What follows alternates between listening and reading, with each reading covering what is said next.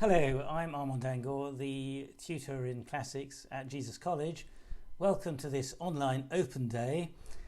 Sorry I can't see you in person. Normally I would welcome you to my rooms in Oxford, which look a bit similar to the room behind me, which is actually my home study. And I would ask you to fire questions of any kind at me. A lot of students are interested in finding things out about the course and about the college. This is a great college, as are many other colleges in Oxford, to study the classics, or the joint schools, which is classics and English or classics and modern languages, if you're interested in that kind of thing. And many people ask about the interview process. What I've done is filmed a mock interview with a current student, which shows myself and my colleague Melinda Letts, who Dr Letts is a teacher here, particularly of the languages of Latin and Greek. We are interviewing one of the students and showing the kind of focus on literary matters that we tend to apply, particularly in the first half of the course, so-called mods. You can continue with literature into the second half of the course, but there's also options in philosophy and history of the classics. So I hope you'll enjoy something of the interview, of the mock, something of the video, and if you have any questions, I'm always happy to answer them. Do email me on armand.dangour@jesus.ox.ac.uk, my standard Jesus email address, and I'll be happy to answer questions, and I hope perhaps welcome you in person when all lockdown measures are lifted and you can come back and see this lovely college in its full glory. Bye for now.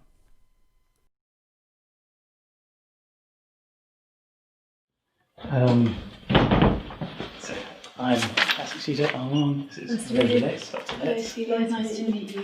Please take a seat. Actually, if you sit there, please. Yes, Okay. Yeah, do take your coat off. Make yourself comfortable.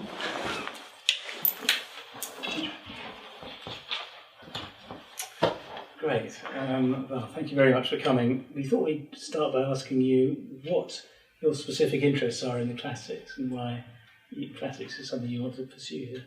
So I have a real interest in epic poetry, something I wrote about in my personal statement. I am really intrigued by the language. I love studying Latin and Greek at A-level, and I really want to explore more about epic poetry, and that's really what drew me here. Great, okay. Thank you very much. I was very interested by your personal statement, and I noticed that you had a very interesting time excavating at Vindolanda. Tell me a little bit more about that. How did that impact on the interest that you already had in the ancient world? So I love the language and I love the literature, but I really wanted to explore a bit more about the classical world, and excavating at Vindolanda was one way I could do that. I found it so fascinating. It was just a completely different experience to being in the classroom. I felt so much more involved. And really getting to discover, straps of leather from thousands of years ago is really just a completely different experience, and something that I really relished in complementing the work that I'd already done in school. So, given that this is a highly text-based course, do you think that's an important basis for something that you might like to do afterwards that includes archaeological work? Because it is very different, and I mean, this is not a course where we do digging or archaeological material remains. Absolutely. I think my passion is so deeply within the text, but actually having that experience of archaeology helps me, informs me about text, and so actually it gives me a bit of a different perspective on how I approach those texts because of this knowledge. I don't necessarily want to become an archaeologist. It's not something that I think I'm particularly talented at, but I think it's another way that I can become a bit more well-rounded classicist, because I've got this different side to me. Brings it to life for you. Yeah. Absolutely. Yeah. If we could just turn to the poem. Have you seen this poem before? I know that it's where Carpe Diem originates from, but I haven't read it before. You've heard of it but not studied it. So we wondered, would you like just to read out the English, just to focus all our minds on it? Mm-hmm. Don't ask, we may not know, you Conway, what the gods plan for you or me. Leave the Chaldees to parse the sentence of the stars. Better to bear the outcome, good or bad, whether Jove purposes to add fresh winters to the past, or to make this the last which now tires out the Tuscan sea and mocks its strength with barricades of rocks. Be wise, strain clear the wine, and prune the rambling vine of expectation. Life's short. Even while we talk, time, hateful, runs a mile. Don't trust tomorrow's bough for fruit. Pluck this, here, now. Very well read. Thank you. So the first thing I wanted to talk about was Horace addresses a woman, Leuconoe, and I don't know whether you've made any kind of picture of her from the poem, but does it matter who is addressed by whom? I think it does, because I think the fact that he's talking to a woman, I think that's incredibly influential. I mean, I don't know how often that's an occurrence in Horace, but I think it's quite startling that woman's even mentioned in ancient literature. But also, to a certain extent, it doesn't matter that much, because I don't think the content of what Horace is saying would be much different if it was anybody else. Okay, Yeah. and what do you think the relationship might be between Horace and Leuconoe? Well, I don't think it's any sort of romantic relationship. It seems very much once on an intellectual level. So it's a sort of general advice, you think, this poem? Yeah, to a certain extent, even philosophical, which Philosophical. But addressed to a woman yeah, who takes in the second question really, who's trying to use the stars, the sentence of the stars. What does that refer to?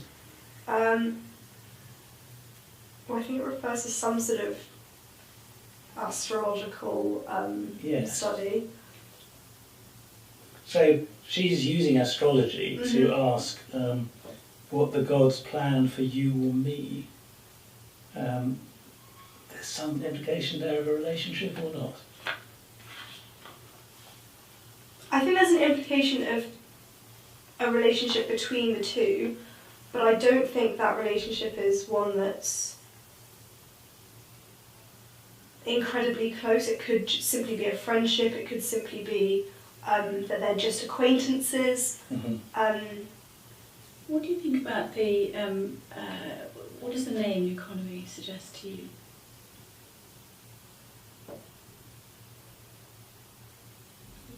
It sounds very Eastern. I don't think it's not a Latin name that I've ever heard before. No, so it's if I said it was a Greek name meaning white mind, literally, do you think that would give us any indication of the kind of woman that Horace is addressing? To my mind, the first thing that you said was some sort of priestess, or someone who is in some way an intellectual, because to me, like, I know white, like, I'm just thinking purity, and I'm thinking minds, and some kind of, like, in my mind, she has status within Greece. I do think that's, it's interesting that you mentioned at the beginning that you were very surprised to find a woman being mentioned in a poem. I'm wondering how much your sense of who this woman might be and what status she might have proceeds from your own sense of surprise at her being there at all. I think my surprise is to do with the fact that she's mentioned in a poem that isn't to do. It is an elegy. It isn't. Right. She to me she doesn't occupy the same role as like someone like Lesbia in Catullus. Okay. And so I would immediately just associate her from that sphere. So I would think that she has some status in society. Right.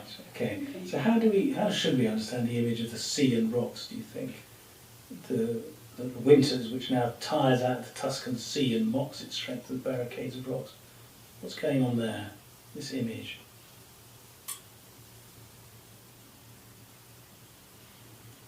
Well, I mean, it's incredibly vivid. It certainly shows a lot about the harshness of winter. But why put it in at all? So he could have said, we don't know whether this is the last winter that we're going to have. But then he elaborates by saying, you know, the winter which tires out the Tuscan sea. Well, I think this just follows the sentence where he says, bear the outcome, good or bad. Right. So I think there's certainly a sense of putting up with the grievances of life. And I think that image of the sea, the winter tiring out the sea and the barricades of rocks, there's a real sense of how much effort and difficulty it is to get through a winter, perhaps. And I think that certainly goes with the sense of bearing that outcome. Right, well that's interesting because the next question is, well, I'm going to skip one, is the advice to bear the outcome good or bad consistent with the advice at the end, pluck this here now? So that's what it says in the English, bear the outcome good or bad, and it's then elaborated as far as you're concerned with this sort of difficulties that you get in winter. But in the Latin, if you look at it, it says quid quidderit pati, better to suffer whatever will be. But assuming that the translator's got it right, and it means bear the outcome, does that really work? Is it compatible with pluck the day? I don't think so, because I know that carpe diem is very much associated with the Epicurean school of philosophy, whereas I would associate, you know, it's better to suffer whatever there is, or bearing the outcome good or bad, with Stoicism. And to me those two schools of philosophy don't quite match up, and there seems to be some sort of discrepancy.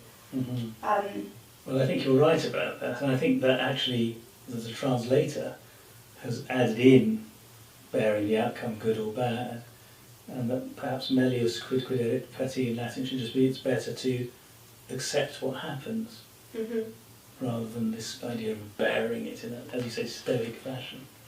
So I'll skip the middle question. Should we go on? Yes, I just wanted to ask you about what you thought about if we go to the towards the end of the poem, where we have the metaphor of not trusting tomorrow's bough for fruit, which the translator has put in. But of course that's not a literal translation of the Latin. He's added it, hasn't he? Why do you think he would have done that? Well, I think it's quite a nice translation and a nice rendering of the Latin. And certainly if you're reading it in English,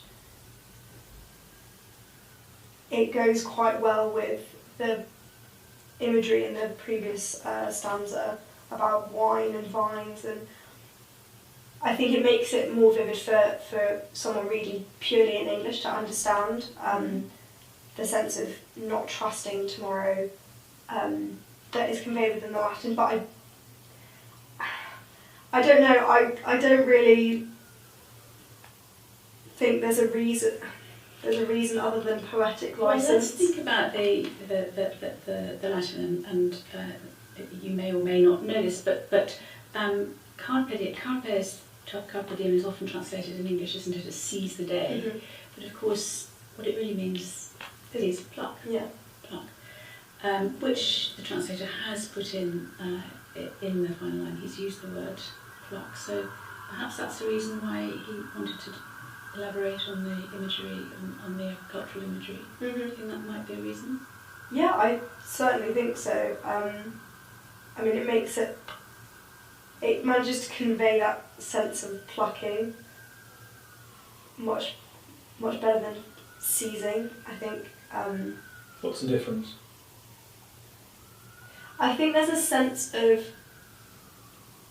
it being much more specific when you pluck something. To me, there's almost a sense of resistance when you're plucking something, whereas seizing can be a bit violent, perhaps even. It can be a bit too generic. Yes, and the idea of enjoyment, perhaps, actually choosing what you're taking. Sense of being really engaged with the thing that you're trying to enjoy, rather than just having your way with it. Yeah, Yeah. I think that's... Yeah, Okay. absolutely. Go on. So yes, don't trust tomorrow's bough for fruit is an elaboration, of course, of credula postero. Don't be too credulous in tomorrow. So clearly is an elaboration of the original, but do you think it works to suggest that somehow tomorrow's bough may be barren? So enjoy what you can get from it now. Because that's what I read. I don't know whether you think that's right. Trust tomorrow's bough for fruit.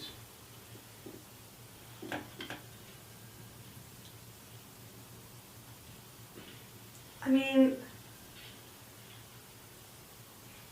I think there's the implication that it could be barren, but I think there's, to me, I get the sense of don't place all your hope on what is to come.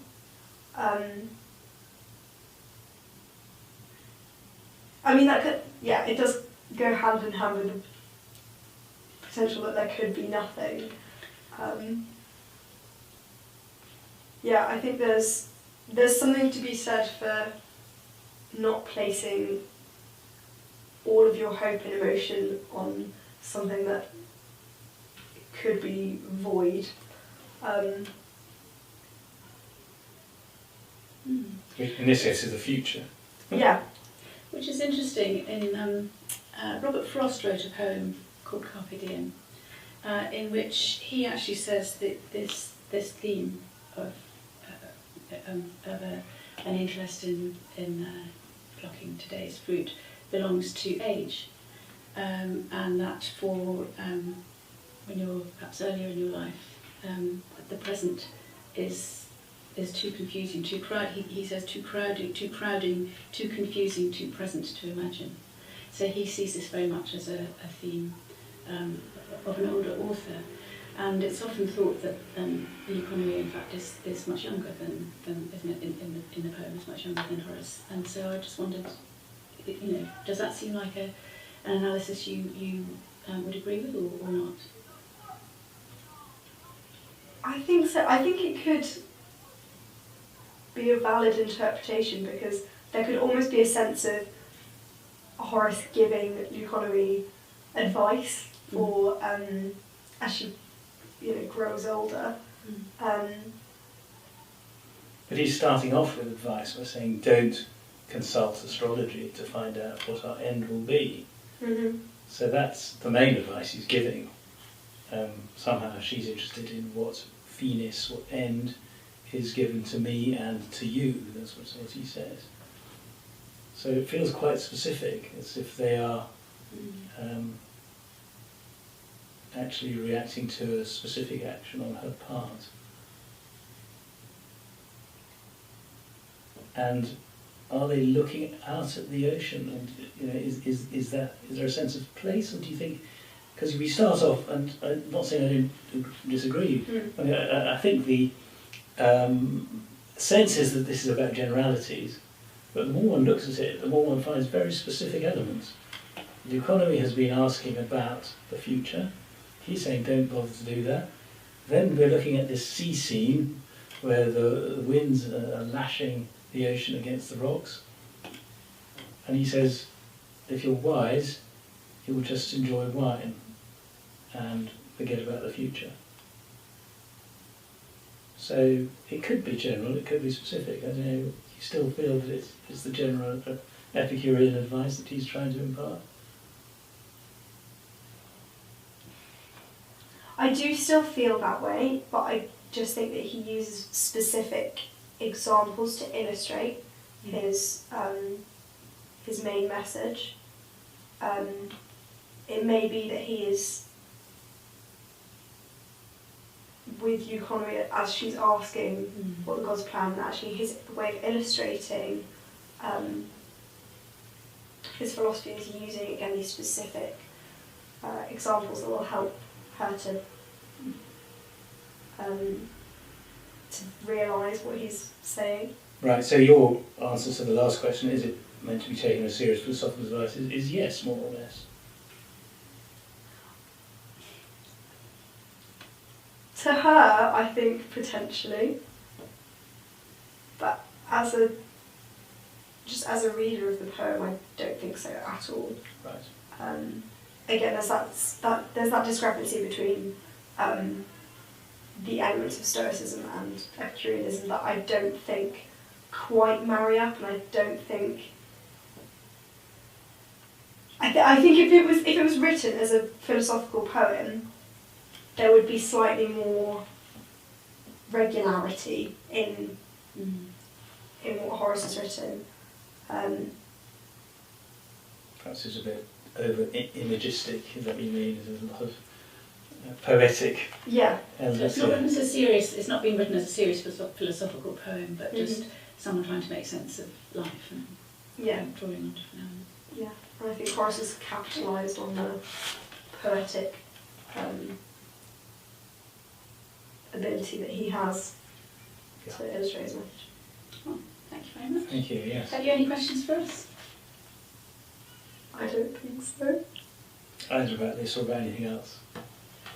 I did actually have a question about the Chaldees. Right. Because are they something to do with the... I just couldn't work out who they were supposed to be. Right, so the word is Babylonians in Latin, Babylonians. And one of the names for Babylonians you get in the Bible, of the Chaldees, have you come across that? No. Okay. That was in Babylonia, so for the translator's purposes, it fitted to use that rather than the word Babylonians in that line. That's the only thing.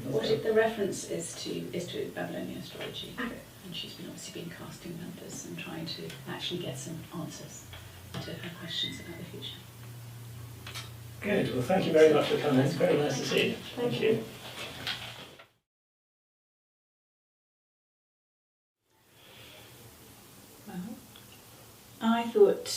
I thought she did very well in sticking to her guns on a couple of things where perhaps we were suggesting there might be a different way of thinking about things, but she stuck to what she thought, but not blindly. She gave reasons for her responses, and she was very clear at the end about what she thought about whether it was serious philosophical advice or not. She answered that very clearly and confidently. And I thought what she also showed was the ability to take a bit of time to think about the question, to genuinely engage with the poem. And I actually like the fact we don't always get it, the question at the end, specifically about something that she was simply just didn't know the answer to and wanted to know. So a kind of curiosity. She showed a curiosity and ability to just, try and engage with the material and not to just give up easily when challenged to to answer what the poem might be about, to come up with suggestions and to think about it with us, and as Melinda says, not to necessarily just give in to suggestions we were making. She also gave us some very interesting ideas. I mean, we always find when we talk to students about these poems that they give us very interesting ideas, and the idea that Euconomy might be thought of as a priestess was a new idea for me, and I thought very interesting.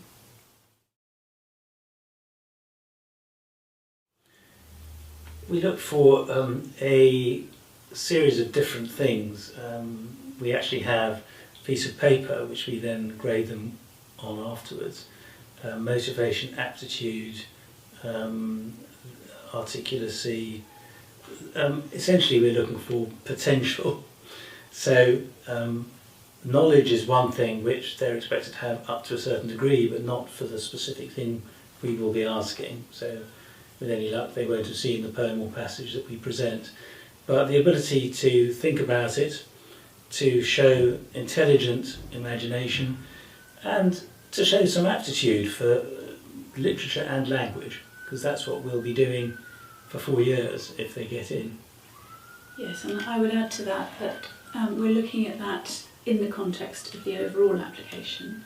So the performance in the interview will be set alongside written performance in the translation tests that they've had, and what they've said in their application form and what has been predicted for their grades. So it's all part of a picture. It's also something about intellectual stamina, very hard to gauge in a 25-minute interview, but you're going to have to be doing this for 4 years if you get into read classics. So we need to feel that a candidate is keen on the subject, is prepared to spend some time and thought thinking about even a tiny sentence or a phrase, and a sense that they won't just give up easily, that they have that kind of lasting, staying power.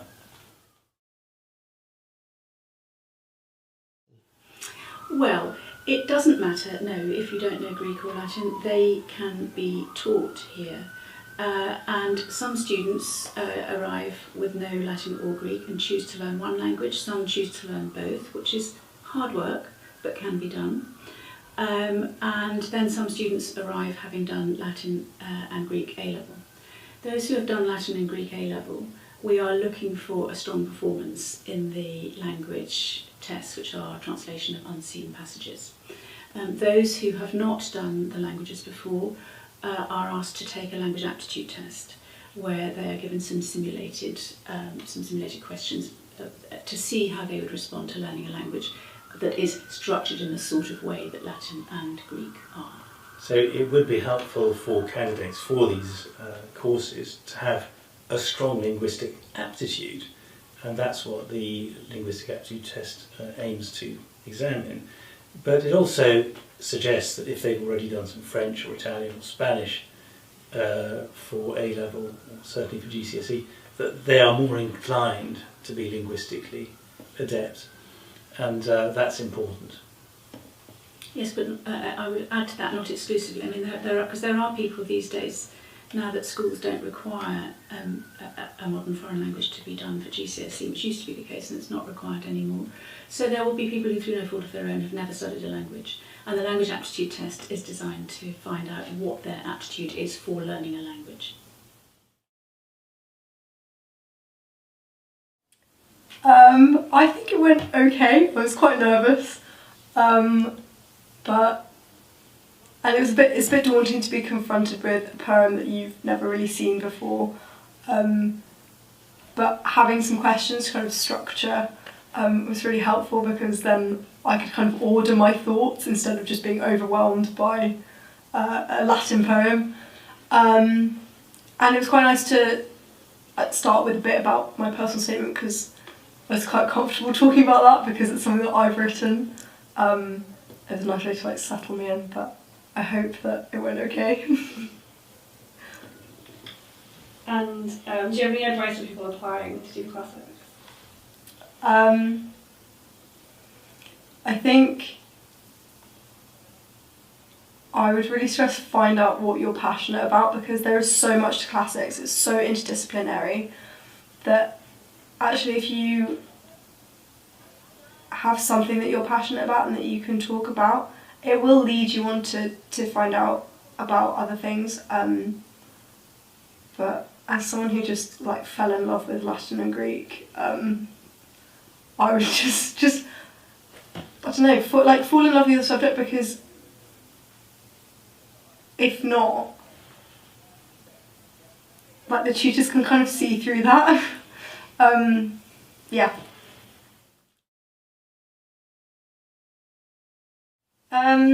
I think it's been better than I imagined. I thought I was going to have to write 4 essays a week, and I thought it was going to be terrible, and that I'd be confronted with parts of Latin grammar that I'd never seen before. And to a certain extent, that's true. I do get confronted with parts of grammar that I've never seen before, but I don't have 4 essays a week, and actually it's not as scary as I thought it would be. The tutors are lovely, and there's a really nice balance between doing language and doing literature, and actually it's manageable, and it reminded me so much more of why I really enjoy doing classics. Yeah.